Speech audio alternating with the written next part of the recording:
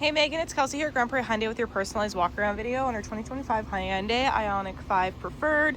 This is the all-wheel drive long-range model, so you get about 463 to 488 kilometers up to of a charge. It's a 239 kilowatt electric motor. It's sitting on 19-inch alloys with an aerodynamic beneficial design. As you can see, these are all-season tires as well. For safety features, you have a highway drive assist, parking distance warning, all-around parking sensors, your blind spot collision warning, forward collision avoidance assist, rear cross traffic collision avoidance, front collision mitigation, lots of stuff to keep you safe. A 10% to 80% charge on a fast charger takes about 18 minutes, which is super nice. A lot longer on the next two chargers on the slower chargers, but if you have access to a fast charger, 18 minutes from 10 to 80%. You can see down here you have these shutters that open up. Again, aerodynamics helping it out with saving that battery. There's less drag. You have you can kind of see they're not on right now, but you have a pixelated design all around the vehicle for all of your lights. So your headlights, your turn signal indicators are pixelated. You of course have your flush handles when the vehicle is locked to help with your aerodynamics. You have your pixelated design on the back, which is super unique. I don't think I have seen that on any other vehicle. This is just in the black, of course, but yeah, let's start looking inside the vehicle. We're gonna start with the front here under the hood. Give me 1 second, I have to unclip it, but all right, so under the hood, it obviously looks a lot different than your regular motor and stuff would, but you still have easy access to everything that you need. And because there is no actual engine, you have what we call the front trunk. It's a smaller space, but you know, you have storage space if you needed that extra little bit, which is really neat.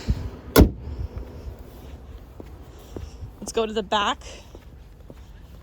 Pop this open.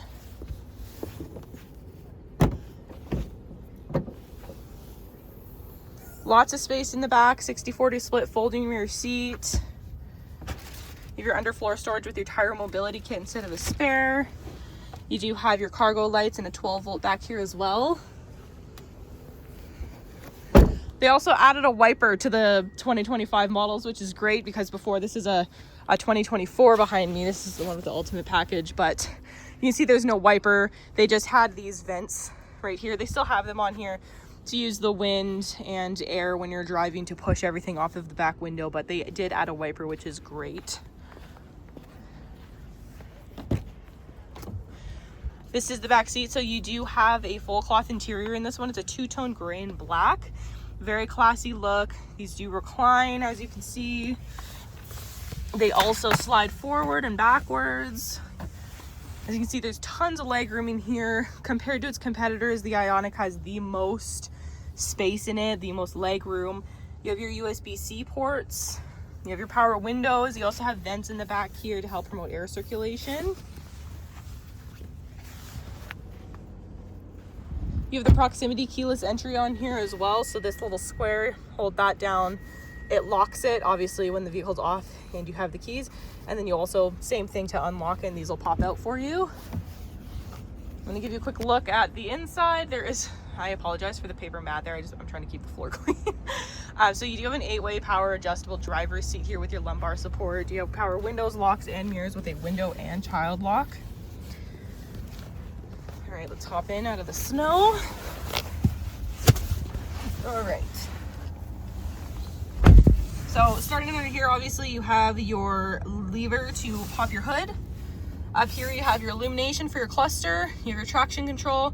You have this, which is going to pop open your door for your charging, your auto hold, and your electronic parking brake.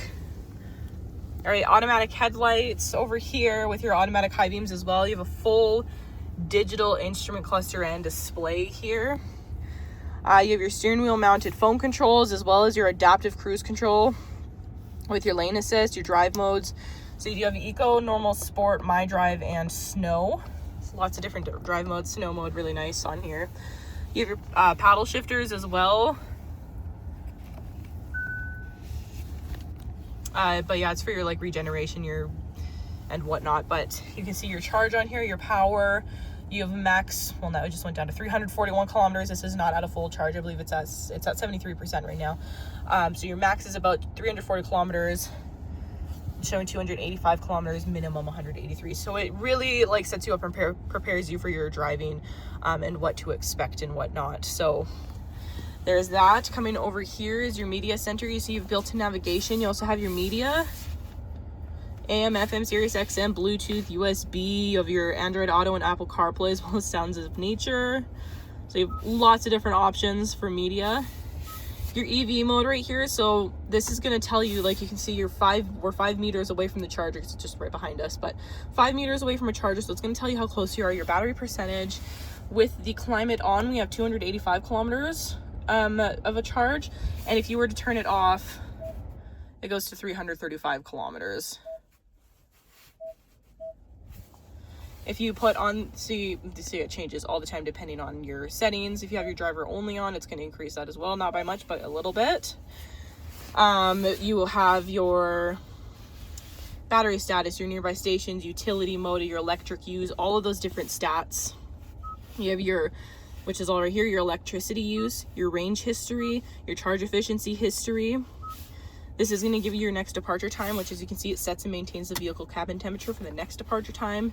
Your AC charging settings, so you can have a scheduled charge, what your AC current is, your charging connector locking mode, so you can have the charger locked, so nobody can unplug it or anything while it's charging, which is really nice. You have your charging limit, which you can change. Again, the most effective is, we say 10 to 80%. Your electricity, or your AC charger as well, your electricity use, for your vehicle to load, which is, you know, when you use the vehicle as a battery or a power source. And then just your battery conditioning, your utility mode, smart regeneration, charging started, voice alert. There's lots of different things you can play around with in there. This is all your phone settings, voice memos, your weather, your valet mode. This is all of your vehicle settings in here.